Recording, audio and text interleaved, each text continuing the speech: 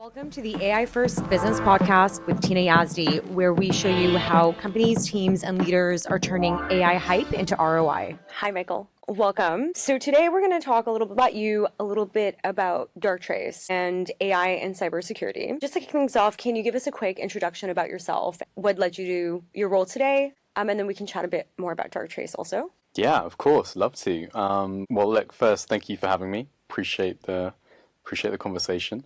Yeah, my background, I did computer science at university. It was the kind of dot-com boom as I started university. It burst just before I graduated, and I was kind of like, what am I going to do? I ended up in UK government doing a lot of work there, and eventually navigated onto the kind of cybersecurity side of UK government, so protecting critical national infrastructure in the UK. And that was super fascinating, really understanding how nation-state level actors were trying to target UK companies. And then got a really fortunate break and a good opportunity to join a startup that, you know, at that moment in time didn't have any customers. It had only just been established, and it was going to use AI in cybersecurity. And I thought, that sounds pretty cool. Don't know much about it, but I'll jump in, and that was 11 years ago. And so I've been at Darktrace now for just over 11 years. How did they find you? What was their pitch? It kind of actually was a little bit the other way around. It was actually one of my bosses in government that left to kind of be one of the founders of it. And so I already knew about Darktrace because, you know, my boss, who was in a very good position, like, you know, well thought of in the cyber industry, and was going to leave to join the startup. And that was kind of intriguing in itself. Right. And so I kind of got, you know, I'll put my hand up. I was very lucky. I kind of got to hear about a startup before anybody else and had a route in to put my hand up and say, I want to join. Right. And when we're talking about AI, I think everything has an AI label added to it now, but this was way before Chat GPT, way before LLMs were like a thing. I don't even know if machine learning had been properly adopted widely at that time. It was fascinating back then. Can you walk us through, so Darktrace, where you're still at today? What was the origin story and kind of where have they landed today? Yeah, look, I think, you know, the origin story was there's a big problem in cyber. People are literally walking through systems, and in the UK back then, 11 years ago, you know, it was intrusion after intrusion, and the government. How rude. How rude indeed. And you know, I was sat in a government position, and it was kind of hard to stop it. It was kind of hard. We kind of knew all this stuff, but it was very hard to stop and influence that. And that was part of my decision in moving to Darktrace. Can I do something about this? I think, you know, way back when, every single prospect we came into contact with would like roll out somebody who'd had a PhD in machine learning to kind of, you know, challenge us on, can you use machine learning and AI? And we weren't using the AI label back then. Is it possible to use it at all? Yeah, like, is it possible to use? You know, there was complete skepticism at that point in time. It was completely new. Nobody else was saying it. It was a challenge to get security teams to agree that you could use this in a production context. You're essentially saying this machine learning can help your people do their jobs, right? Like that was the pitch at the time, and it didn't automatically go down well. In that first sort of phase, it was a real struggle to get people to kind of buy into that message. Right. Are you having deja vu with the same situation with AI? I mean, no. I mean, look, is it? Because it was machine learning at the time, but then AI became like broader application of it. What was the journey of, in your words, AI sounded like sci-fi to many prospects to this is now table stakes? Yeah. What was like the turning point? I can remember I genuinely remember the turning point, and I think for me, the conversation we were having in businesses changed when self-driving cars kind of hit the mainstream media. Really? Like that was a genuine turning point where there was a broader acceptance that we could have machine learning AI play a much heavier role in our lives. You know, in that year, I could definitely, you know, you could just see the tables turn in terms of an acceptance about the message that people were willing to hear about. What's really interesting about that is AI applied in something that had nothing to do with security, cybersecurity, but was in society in some other way, was actually more influential than a specific cybersecurity application? I mean, it's hard for me to say as a cybersecurity person, but Yeah. that for me, I No hard personally feelings. saw that I could see the change in Interesting. What's the biggest misconception about AI-driven cybersecurity that you think is still present today? I mean, the biggest misconception is like you deploy AI and walk away from it, and it does it. You click your fingers and it's fully protecting you, right? That's not the operationalization of AI. You have to work hand in hand with it. It is a operational process to embed that technology into your stack, to have it talking to the right data sources. AI feeds off of data, Yeah. right? You have to do that process to kind of stitch into gaining access to that data. And then you have to figure out your operation. Your operation is going to change going forwards. Like, how do you partner with AI? How do you let the AI take more of the heavy lifting? How do you build trust in the organization in terms of using that AI? So there's all those sorts of components that have to be thought through in a usage and application of that. I had a personal question. Like, from where you started, I mean, you came from a super high stakes national level environment to a different kind of high stakes environment where it's like a startup, everything's on fire, and you're also challenging a status quo. What were the differences in like these two high stakes situations, and what gave you like the stamina and conviction to ride it out? Like, you knew that people were going to be won over eventually, or you had conviction around that? Yeah, great question. I'm trying to think back, like what gave me the stamina to continue. I think ultimately it was belief that more needed to be done in cyber security, right? Like I think my starting point was we know so much about the attackers that are kind of coming inbound to the UK and hitting us, yet we can't deflect that and do anything about it. Yeah. And I think why was that? I mean, I'm sure it's multifaceted, but ultimately probably to do with intelligence structures, right? Like, if it was actually secret information, getting that out to the front end, using that inside businesses was really, really hard back then. But something I would say is, we have the NCSC in the UK what now. What is the NCSC? Cybersecurity Centre in the UK. And that is a forward-leaning government organization that is able to translate some of the secret source stuff that the UK knows about and go and use it in businesses. And that wasn't there when I, 10, 11 years ago. So that's a construct that's really helping many UK businesses now in terms of understanding the threat landscape, understanding vulnerability, understanding cybersecurity 101, how to do cyber in businesses. So that's a huge leap forward. But for me, that wasn't there, and I wanted to kind of be part of something that could challenge those attackers, make it harder for them to get in. And AI seemed like a cool technology. I didn't know a lot about it. Yeah, did you cover it in your computer science degree? A little bit. A little bit? Like, yes. I mean, I even think back into like primary school, like we had people come in with little robots on the floor that you could build a neural network for. And like, so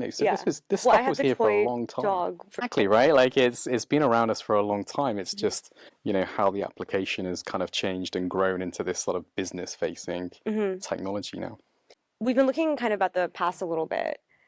Just to quickly pivot, this is like a kind of a punchline. We'll get into the details after. Where do you see the, in like the next, I don't know, like 18 months to 5 years, whatever the timeline is, the next frontier for AI in cybersecurity? There's ideas like quantum, edge, maybe something else. You also talked a little bit about some of the basics still are not at 100%. Yeah, gosh, future gazing. I think I'm a security person first, right? So I think that, everything I say is kind of built with my security lens on. And I think things like edge compute where, we're using... And just for someone who might not know what that is, can you quickly describe what is edge computing? Yeah, so like bringing, the AI to the data and much, much closer to you. So not just sucking everything up into a big cloud and compute power overlaid and your data kind of zooming off, up to the ether, keeping control of your data. So as businesses think about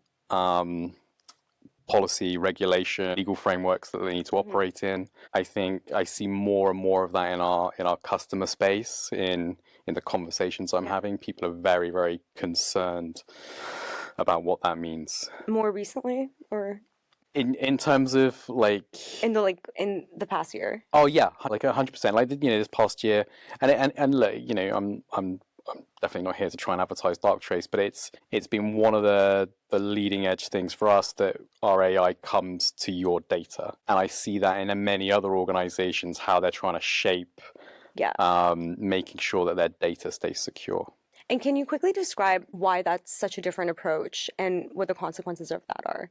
Were people doing There's it? pros and cons, yeah, There's pros 100%. and cons, yeah. If we think about GPTs and just this ability to do a huge amount of pre-training on significant data sets, like that has to be done with huge amounts of cloud compute available. But it means that data is going up to kind of be consumed as part of that process. The approach with a lot of the edge compute side is bringing AI to a much smaller data set where you can get much more leaner kind of activity, and you stay in control of the data. And there's different approaches, and I think the thing I would love to stress is there's no right or wrong way. It's like what works for your architecture, your solution, your problem space, and it's making sure you don't just immediately jump to AI equals a GPT. I must use that. That's and I think that's probably a space that we find ourselves in today, is people jumping at without kind of thinking through architecture. And what is your approach to fleshing out the context to consider with customers, for example, around that? It's conversational. It's really just trying to have good quality conversations, to try and talk through what they're trying to achieve, trying to bring clarity to what the pros and cons are.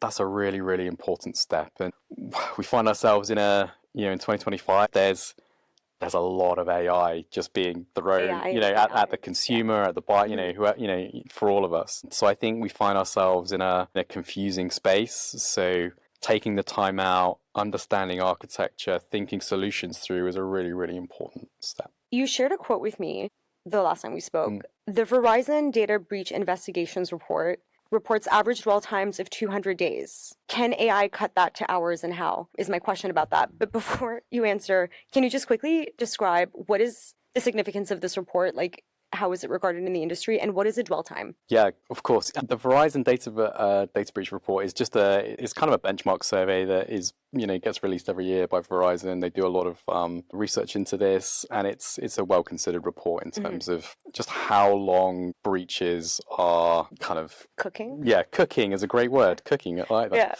Yeah. And the dwell time is what's the time between this aggressive actor gaining some form of footprint in your environment to being discovered. And if you can imagine, attacks just don't kind of, click their fingers and suddenly ransomware is deployed. There's lots of build-up activity. They have to find a route in, they have to figure out where they've landed. They'll have no idea where they've landed. They're trying to do lots of recon about, or if I jump to this place, what can I get access to then? A lot of it's kind of discovery work in terms of the attacker. So there's always breadcrumbs being dropped by an attacker as they land. They have to make some form of noise as they break into an environment. Things that Darktrace is really good at is kind of, was it biophilic mimicry? Thank you, sorry. The biophilic mimicry. And one concept around this is a network immune system and a true autonomous response. How does that tie into, like, for example, managing the problem that we just discussed? How does Darktrace do it? Is it even possible to have something that doesn't include AI? Because I'm assuming the aggressive actors are using some kind of like advanced automation on their end. Yeah, I mean, look, I think what I'd say is once they've broken in and got a footprint, you're in a space where you're kind of in a bit of a dogfight, right, between the defenders and the attacker. One of the things that, certainly again, when we find ourselves in 2025 is like this, there's a huge amount of complexity in the IT estate. There's a huge amount of digital data now in our businesses. And it's not just held in email and a file server, right? Yeah. It's held all over the place. Permissions that are granted all across our businesses to do various different job roles. And that's where AI can play a huge kind of role in always being on, not going on holiday, not taking a break, being able to compute huge amounts of data into narratives that might be really, really interesting for a defender. So we move to a place where instead of just these big human teams having to kind of write queries, figure out if something's changing, we're in a really nice space where we can deploy AI across that data set to start to say, over a time series, is there enough change here in the business to say there's evidence of somebody trying to circumvent or move around some of the controls that you have in space? Do you have a story that you can share? It doesn't have to be from Darktrace, but something that really stood out to you as an illustration of this. I mean, look, a lot. And I think there's one story, actually, I do like telling this because it really hammered home to me the power of AI in the cybersecurity context. This is Darktrace takes on a lot of graduates, kind of new joiners, and we don't have to hire from cyber disciplines to kind of be an analyst. What we ask for is an interest in cybersecurity. You're able to demonstrate that. You're able to kind of be curious about data. And we had this graduate maybe a couple of days in, had gone through, some basic level training and found some really, really interesting activity that was very, very clearly trying to kind of obfuscate what they were doing, change and kind of mimic alongside natural behaviors in the business. He'd used the AI to kind of figure this out. Brand new to the job, right? Didn't have the context of how attackers work. What was this person's background? Their background was, I think they came from a physics degree or something like that. Yeah. Anyway, worked with a customer. Turns out that it was another part of their business. They were red teaming themselves. So they'd actually paid for somebody to come in and hack them to see if their controls worked. But to see that in action, to see a graduate who with no experience in cybersecurity suddenly be able to find very advanced tactics was like groundbreaking for me. Like, that's a huge kind of leap forward in lowering the bar to kind of have people access cybersecurity from different backgrounds to be able to make a difference. And that's, that was a huge moment for me. And for someone who might not know, can you explain what is a red team? Yeah, a red team is just, if you imagine a team of the defenders in the business, the red team are like these, this sort of group of people who try and hack themselves to see if, you can kind of challenge the security controls that you've got in place. There's always a little bit of friction between blue teams and red teams because, blue teams, want to think they're doing the best job and, they're always like, they're going to feel the heat if they do get attacked, whereas the red teams can just kind of like cut about a little bit and do what they want to try and break things. Well, I think that's like good that there's tension, right? That's part of do you know where the term comes from? Does it have like a funny origin story? I'm not sure. I always wondered that. Yeah. You can Google it later. Going back to, you repeatedly referenced the volume of data and the many sources of the data. Some examples are IoT, cloud, email, on-prem, etc. What do you think is the single most valuable source of data for AI detection? Is there one that like outranks the others? 80-20? I don't think so. I think the modern attacker is coming at you from every single angle. Probably email is still a primary place to go looking for the first phase of an attack. That remains, a kind of a key way in for attackers through email. But I think, right now today, digital estates, mobile workforce, cloud compute, hybrid, on-prem, it's T estates are spread. And you have to have the ability to kind of be able to execute security over all of those data sets. Do you have a story of a stealthy tactic you observed that would surprise even the most like advanced security professional? Gosh. I get to see a lot of stuff. I think... Is there like a legendary one in the halls of Darktrace? I've seen lots of stuff. I think, something that did bear some really interesting hallmarks were, the attackers who can blend with what is happening in the day-to-day business are the ones that you're like, that's clever. You like that, the cleverest thing is just to try and blend in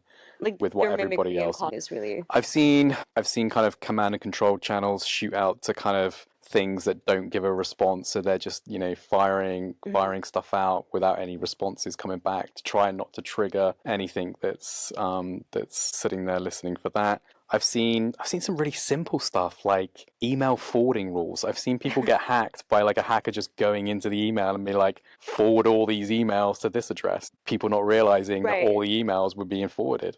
There's really simple tactics sometimes that that can still exist. Yeah, I think the ones I'm constantly kind of like, that's cool. I'm very like, it's the ones that are blending so well with normal operation. Yeah.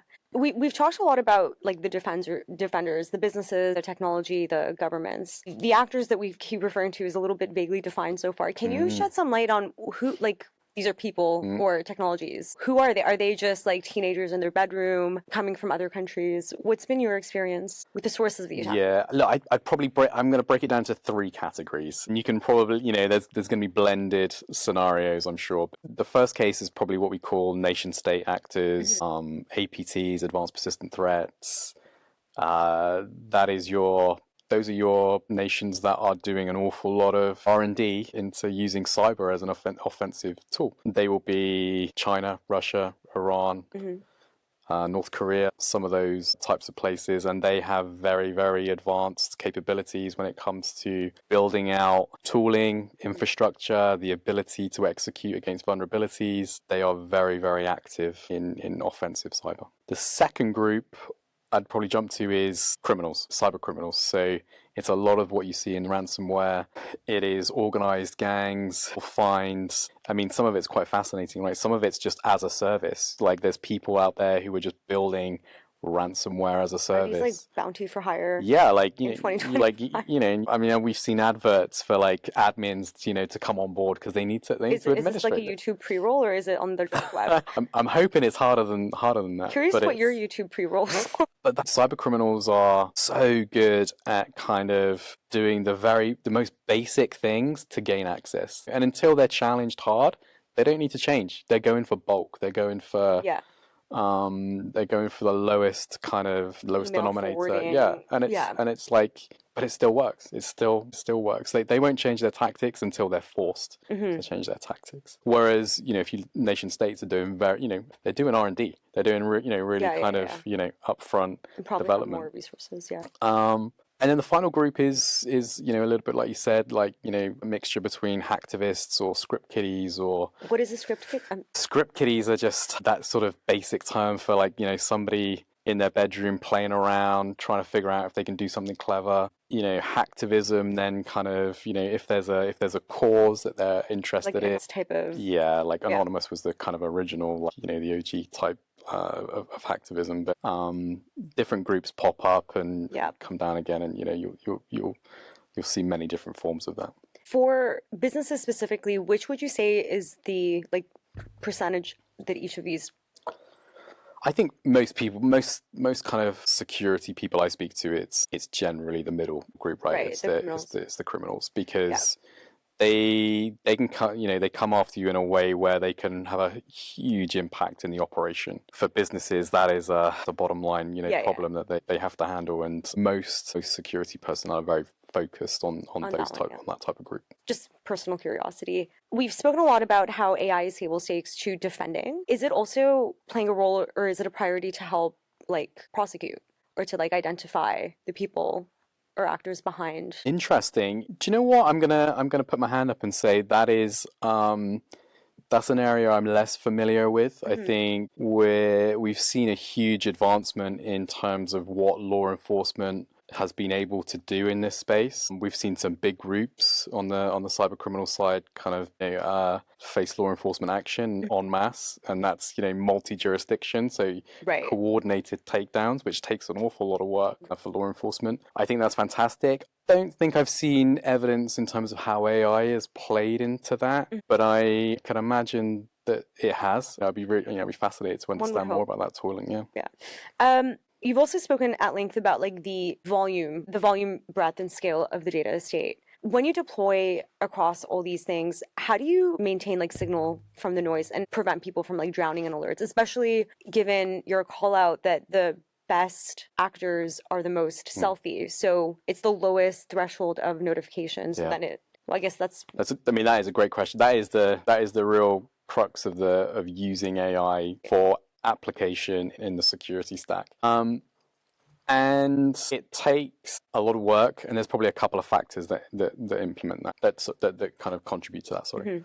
I think the first is the ability to align, and I'm talking a little bit about what Darktrace does here. Other people might have different kind of means of doing this. But for Darktrace, there's a lot of focus on understanding subtle changes over a time series and kind of gluing those together to try and like illuminate a picture where we can say there's enough change here that aligns to attacker tactics. And if you've heard of MITRE attack, the MITRE attack framework, MITRE attack kind of document, and MITRE is an organization, they document out how attackers go about their business in the different phases of an attack. So if we can align that output to those tactics, we're giving defenders the opportunity to say, okay, we can see there's, the AI has illuminated this type of behavior. It aligns to this type of tactic. Let's go and check that that's, right. Is that normal in our area, or is that abnormal in our area?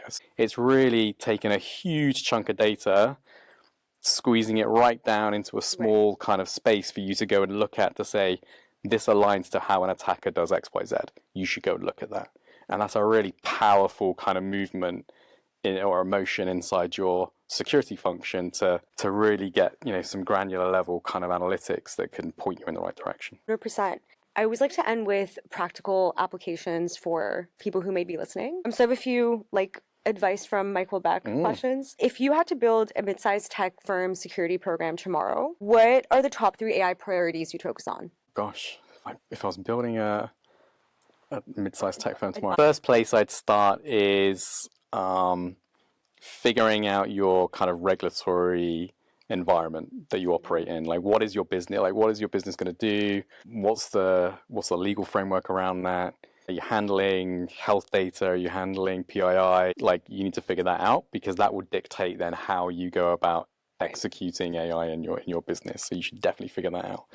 I'm clearly going to say that you need an always-on AI looking at your security stack. That would be a no-brainer for someone like me. And then the third space is probably customer experience. Like, that's going to be such an important part of where we head in the next few years is how customers, whatever your business is, how customers experience AI helping you to scale, and you should focus on that. And are not unfairly penalized. Yeah, not unfair. Not knowing how to use the app, they're tapping too many times. 100%. Yeah. What single cybersecurity limitation, if you could fix with a magic wand, would you instantly fix? Gosh, yeah, that's a great magic wand. I would love that magic wand. I would probably, I'm gonna pump for doing the basics. There's 10 basic, in cybersecurity for any company, you can go to places like the NCSC website and just get the top 10 things you should do. Right. And that would make it so much harder for attackers if you implement those top 10 things. And that's not going to cost you much money. You don't have to go out and buy lots of tooling to support you in that. It's just 10 basic things that you should do to make it harder for the attacker. And then, do you have any books, movies, documentaries, or resources that you'd like to recommend? It doesn't have to be about cybersecurity, but maybe that were thought-provoking to you that you think others should check out. Wow. On the film side, I'm probably like most techies, War Games was huge for me, and just kind of. I actually don't know what is War Games. It's the film where a kid is doing bulk dialing on the phone line to try and see if he can kind of break into somewhere. And he ends up, breaking into the U.S. government and playing a game of chess. Movie. Yeah. Oh, that actually sounds like a fun. That was super cool for me. I loved it. Was this before you were in cybersecurity? Oh my gosh, I was a kid, so the signs were there. This was a long time ago. The book I'm reading at the moment is, I think it's called Financial Intelligence. It's learning more about the finances of a business. I think even for me, as I run the security operation in Darktrace, I'm there to protect the business. Learning more about the finances is helping me. Will help me do my job, and I think that's quite important. Got it. And any final thoughts for anyone who may be listening? Words of wisdom. Words of wisdom. Gosh, I probably going back to your first. You said about a cybersecurity tip for people as well. Use a password manager. Don't reuse passwords. That's Yeah. If I could ask any of the listeners to not reuse passwords, that's just such a simple way in, and we see it so often where And don't forward emails that you don't look for email forwarders that you don't know about for sure. Just check if your email is being forwarded. But yeah, don't reuse passwords, because that's a very easy way for attackers to just replay your credentials if they get hold of them. Got it. Awesome. Michael, thank you so much for joining today. It's been an educational and enlightening conversation. Amazing. Thanks for having me. Yeah. Thanks for listening. If you've gained value from this episode, please drop us a 5-star rating on Spotify or a like on YouTube. See you for the next one.